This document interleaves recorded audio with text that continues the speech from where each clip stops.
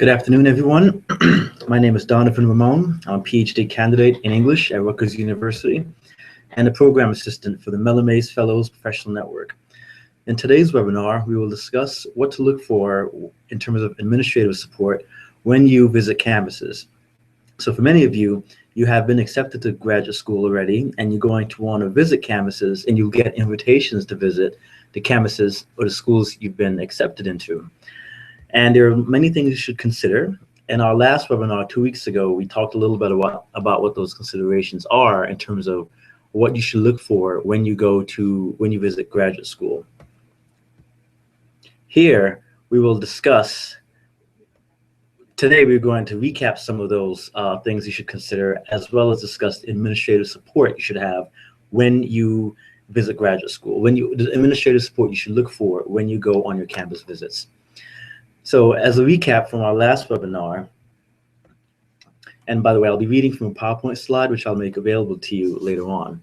When you go on a campus visit, it is usually 1 to 2 days. You meet with faculty and other prospective graduate students.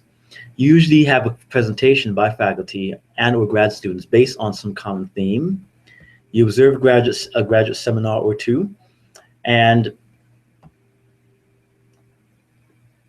you observe a graduate seminar or two, and you typically, it typically culminates in dinner and or drinks with faculty and or other grad students. You should remember that you should dress appropriately throughout your entire visit, because you are always on. The minute you get to school, you are on. It is a graduate school visit, it is a campus visit, and you are interviewing them as much as they want to get a sense of who you are as a candidate, as a person to be there. When you go to campus visits, there are a lot of questions you should consider. Some of the few important ones as you observe the interaction on campus. How do graduate students and faculty get along with each other? Are the faculty accessible and student friendly? You should ask the graduate students why they chose to study at this particular institution. You should determine how often seminars are held in your specific field, because that will help you that will help you determine what your course schedule will look like. Courses in your specialty will be offered either every year or every semester, but you should figure that out from the get-go. Other questions to consider. Are you allowed to earn a special certificate while earning your doctorate? Are all students guaranteed the same funding package? If not, sometimes, not often, not always, but sometimes, if graduate students get different funding packages, or if they must compete for funding packages each year, that can create some hostility with graduate students in the department. It's important for you to know from the get-go whether your funding package is the same throughout, is it uniform throughout. What is the nature of your funding? Will you have to do teaching? Does it consist of research assistantship and or fellowship? And if teaching, how much teaching is involved? And what resources are available to help develop your pedagogical skills? Okay, all questions that are very important as you plan ahead, as you plan your whether you want to go to this graduate department. Okay, other things to consider. Other questions to consider. What is the attrition rate for grad students in the department? What are some reasons? What are some of the reasons why graduate students have left the program in the recent past? What other activities are grad students involved in outside of the classroom? What special interests or reading groups are there? Black and Latino associations that you can join? Where do students live in relation to campus? Is there graduate student housing available? What type of transportation is available? Would you need a car? Would you be able to get by via bicycle or public transportation? And perhaps a very important question for the end. Where do graduates get jobs afterwards? You are going to grad school, and you should be very conscientious of the fact that, conscientious of where PhDs in the department go to after they finish their degrees. Where do they get jobs? Ivy League schools, public schools, is the range? Do they stay locally? Do they go abroad? It's important to know what the success rate is for the students in your department, in order for you to make a good decision. So that's sort of the end of the recap from the last presentation. Today we want to focus mainly on administrative support. By that I mean, when you visit campuses as a prospective graduate student, what types of administrative support would you expect to find? Questions you should consider. Is there a scholarship office on campus to help graduate students submit applications for external funding? How does your department and/or graduate school help students get outside funding? Does your department, in addition to funding, part of what you have to do as a grad student is publish. So you should determine whether your department or the grad school as a whole, any of those institutions would offer you assistance in order to publish your material at some point during your graduate career. What research centers, libraries, and/or special archives are available to you? Is there a partnership program with any of the other universities nearby? By that I mean, at some schools, some local schools, you might be able to take courses. If you're in one department or one school, if you're close enough to other schools, you might be able to take courses at those other schools as well. For example, if you go to some of the schools in New York City, in the New York City tri-state region, if you're at Fordham or Columbia or Rutgers, you're able to take courses either at the CUNY Graduate Center or at Princeton or at Columbia or Rutgers. There's a consortium of schools within this area. It'll be, the onus is on you when you visit campus to determine whether there is a consortium of schools or research centers you'll be able to be a part of while you're a graduate student there. At the end of your visit, you should have a comprehensive sense of your department, of the school, and the town. Ask yourself, can I see myself studying here for the next few years? How does this school compare to others I have visited?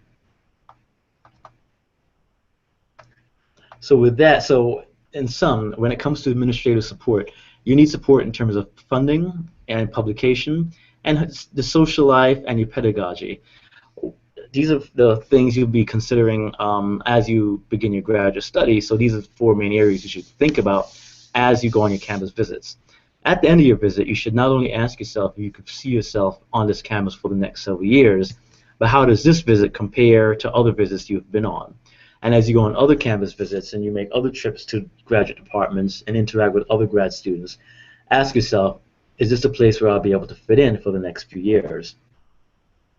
With that said, I'm wondering what questions you might have in terms of your campus visit as a whole, or specifically on administrative support.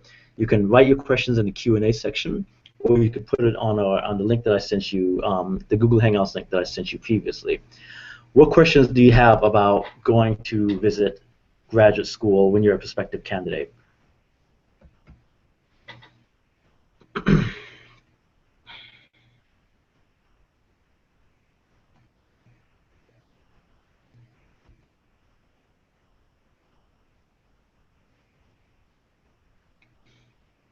I've initiated a Q&A feature on this webinar, so you would be able to ask questions on your right hand side if you so desire.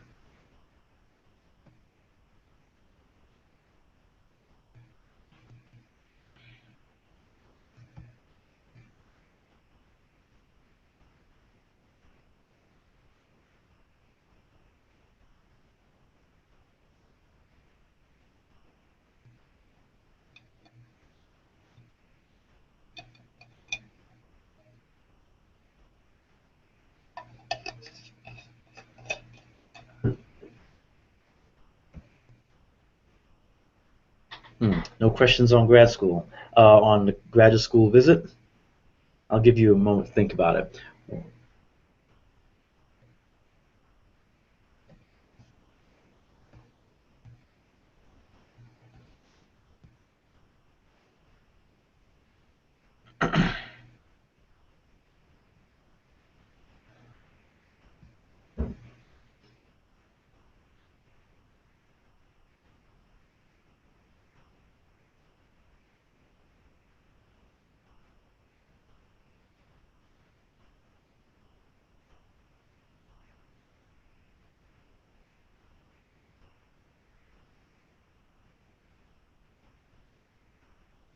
Well, if there are no questions about the administrative support that you'd be able to, or that you should take a look, you should think about as you go on your visits to grad school, then I guess I will conclude this webinar and this brief webinar and urge you to email me at some point.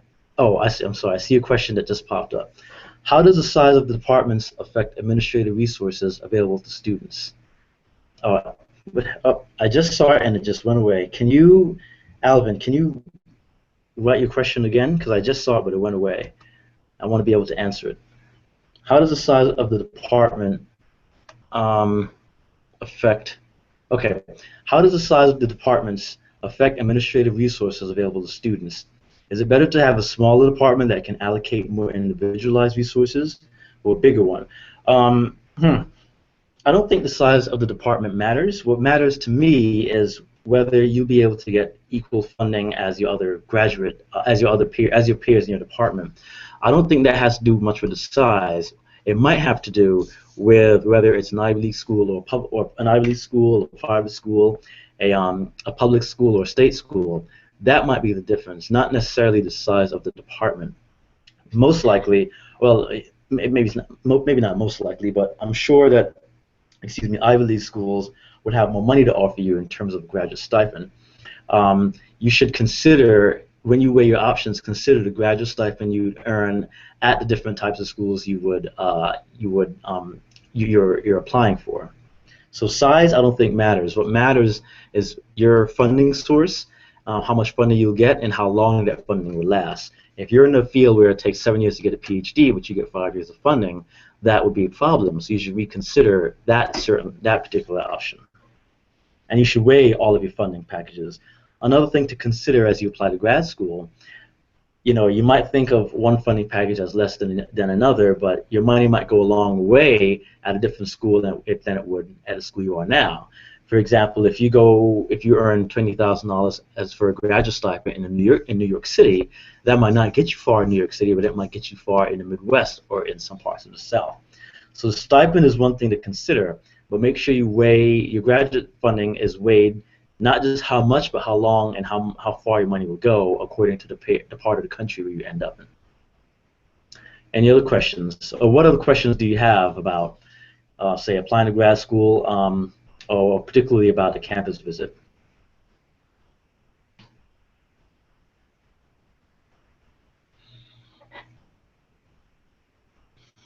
A bigger department does not necessarily mean there are more resources available.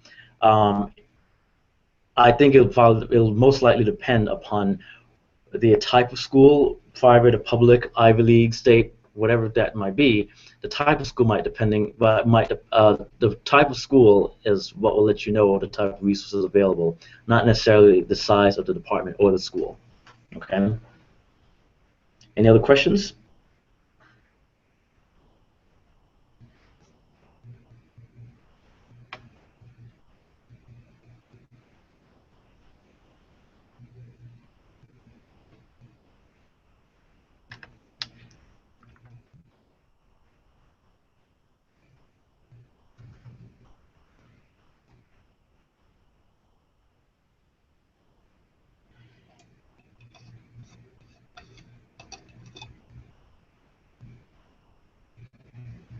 If there are no other questions, I will sign off, but I will give you my email address so that you can email me at any point with questions about graduate school broadly or about visiting campuses specifically. I am at ramon@woodrow.org. I'm writing it here on the right-hand side, and I'll say it out. Ramon, my last name, RAMON, at Woodrow, WOODROW.org. Okay? Ramon@woodrow.org. Please feel free to email me at any point, any questions you will have about graduate school broadly or specifically about campus visits. Thank you very much, and this concludes our webinar for today. Please be in touch with any questions you will have. Thank you.